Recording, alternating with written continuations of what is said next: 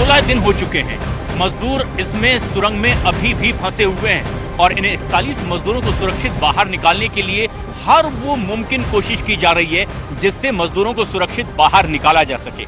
तिलक्यारा का ये वो टनल जो यहाँ रास्ता आसान करने के लिए बनाया जा रहा था, लेकिन जो लोगों का रास्ता बना रहे थे वो मजदूर ही यहाँ पर फंस गए और उनकी जिंदगी इस रास्ते में फंसी नजर आ रही है। आज 16वां दिन है जब रेस्क्यू ऑपरेशन लगातार जारी है। मशीनें आप देख सकते हैं, टनल के गेट पर लगातार वो मशीनें, जो अत्याधुनिक मशीनें हैं, उनका इस्तेमाल किया जा रहा है।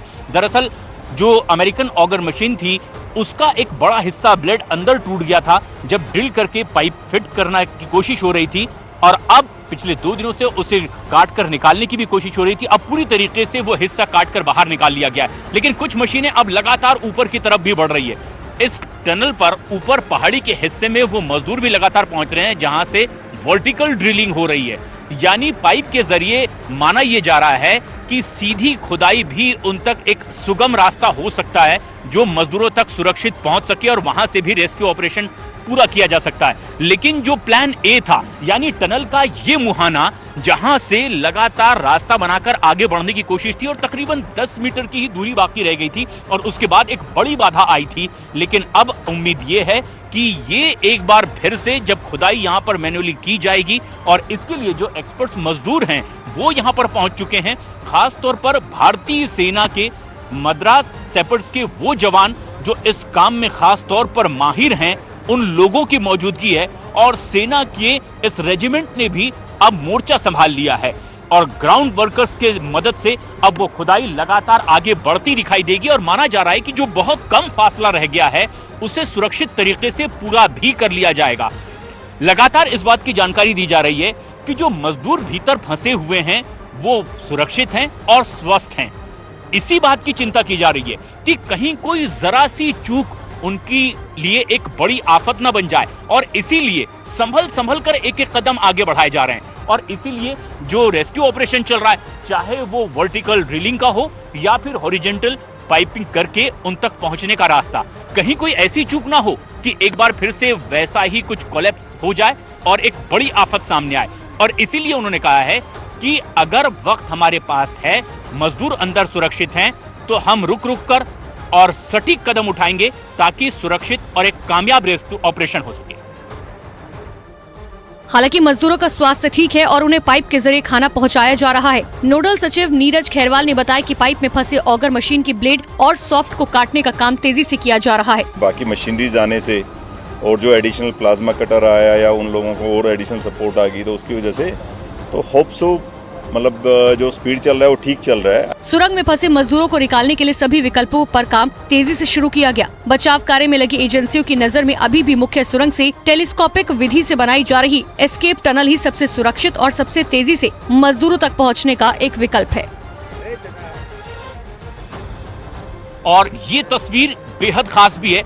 आज एक उम्मीद भरा दिन शुरू होने जा रहा है क्योंकि जो बाधा रास्ते में आई थी, ऑगर मशीन का वो टुकड़ा काटकर अब पूरी तरीके से बाहर निकाल लिया गया है और अब मैनुअल ड्रिलिंग सामने होगी, यानी कि एक ऐसा ऑपरेशन जो कि अब हाथ से खुदाई करके आगे बढ़ाया जाएगा और माना यह जा रहा है कि ये एक बेहद सुरक्षित मिशन हो सकता है और ये एक ऐसा तरीका जिससे बहुत सुरक्षित तरीके से मजदूरों तक पहुंचा जाएगा। और तस्वीरें भी हम देखेंगे कि अब वो तमाम मशीनें यहाँ पर मौजूद हैं। एक तरफ तो यहाँ पर एनडीआरएफ के वो जवान लगातार मुस्तैद हैं जो रेस्क्यू के लिए पूरी तरीके से तैयार हैं। मशीनें यहाँ पर तैनात हैं।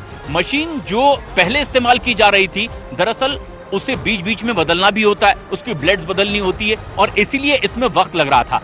अब जो तस्वीर आप देख रहे हैं इस वक्त, दरअसल टनल के ऊपर ये जो पहाड़ी है चोटी से, वहां से 86 मीटर तक पहुंचना होगा और इसके लिए भी वर्टिकल ड्रिलिंग का काम लगातार जारी है।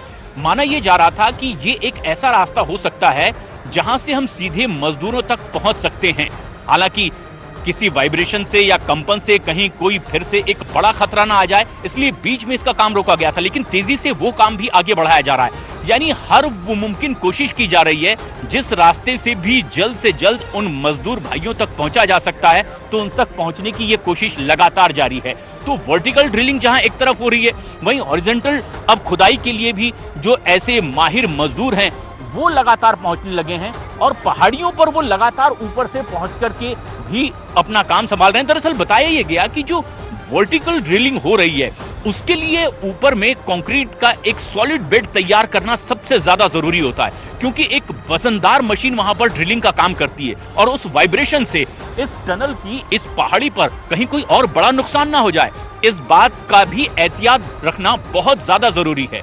और यहाँ साइंस एंड टेक्नोलॉजी डिपार्टमेंट के भी लोग पहुंचे हुए हैं। एक आशंका ये जाहिर की गई थी, ये तस्वीर भी मेरे सहयोगी दिखाएंगे, कि इस टनल के मुहाने पर जिस तरीके से पानी का रिसाव हल्का सा देखा गया था, क्या ये कहीं कोई बड़ी आफत ना क्रिएट कर दे, इस रेस्क्यू ऑपरेशन में एक बड़ी बाधा ना बन जाए। लेकिन अब जो साइंस एंड टेक्नोलॉजी डिपार्टमेंट के वैज्ञानिक हैं, नजदीक से इस पर नजर बनाए हुए हैं। उन्होंने कहा है कि ऐसी फिलहाल कोई बाधा नहीं है। मौसम विभाग ने जो जानकारी दी है कि अगले 2 दिनों तक के यहाँ पर बारिश हो सकती है।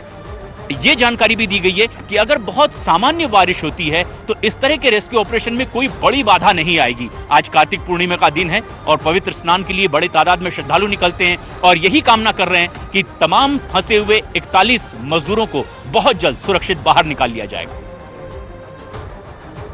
सूत्रों से मिली जानकारी के मुताबिक 8 इंच का पाइप वर्टिकल ड्रिलिंग के जरिए 78 मीटर की दूरी तक पहुंचा दिया गया और कुछ ही समय में बाकी बची हुई दूरी को तय कर लिया जाएगा।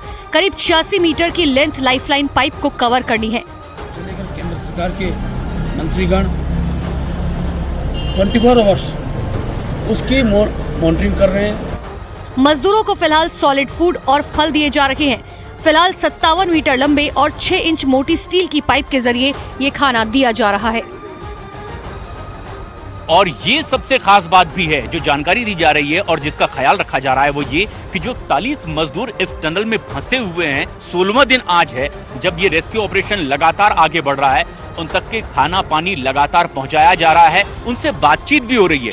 बाकायदा डेडिकेटेड लाइन उन तक के बिछाई गई है जिसके जरिए बातचीत होती है। इंडोस्कोपी वो तस्वीरें भी अब लोगों तक पहुंच रही है। उनके परिवार के लोग भी यहाँ पर बाहर मौजूद होते हैं जो लगातार उनसे बातचीत कर पा रहे हैं, उनकी खैर खबर ले पा रहे हैं और पूरी तरह से अब इस मिशन में लगे हुए लोग आश्वस्त हैं कि अब तक के मजदूर पूरी तरह से सुरक्षित हैं और यही प्राथमिकता भी है कि उनकी सुरक्षा को कहीं कोई खतरा पैदा ना हो जाए और इसी बात का ध्यान रखते हुए इस मिशन को आगे बढ़ाया जा रहा है। प्रियंका कांडपाल हमारी सहयोगी लगातार हमारे साथ बनी हुई है। प्रियंका, अब हॉरिजॉन्टल खुदाई के साथ साथ वर्टिकल ड्रिलिंग जो काम लगातार जारी है, क्या उम्मीद बनती दिखाई दे रही है आज की सुबह?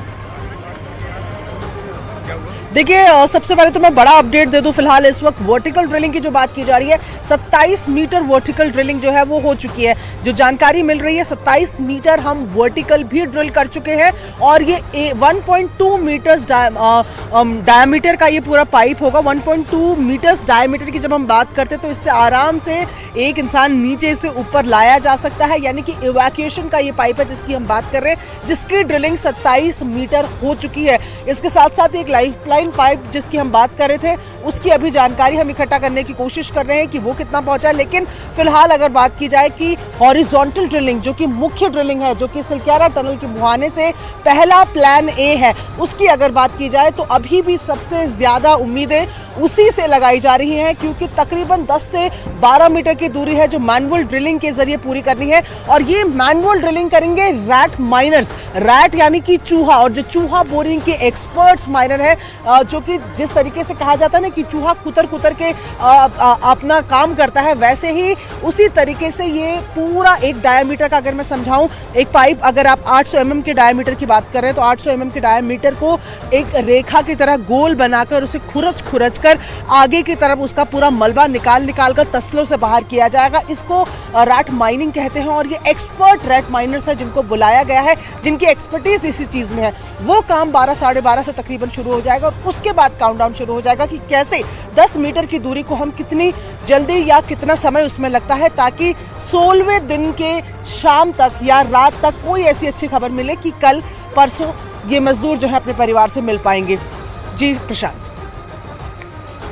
और ये सबसे अहम और बड़ी खबर भी है इस वक्त न्यूज़ 18 इंडिया पर कि 27 मीटर तक के वर्टिकल ड्रिलिंग हो चुकी है। मेरे सहयोगी युगल ठाकुर भी दिखाएंगे तस्वीरें किस तरीके से इस टनल के ऊपर पहाड़ की चोटी से वर्टिकल ड्रिलिंग की जा रही है, यानी सीधे लंबवत बोरिंग खुदाई।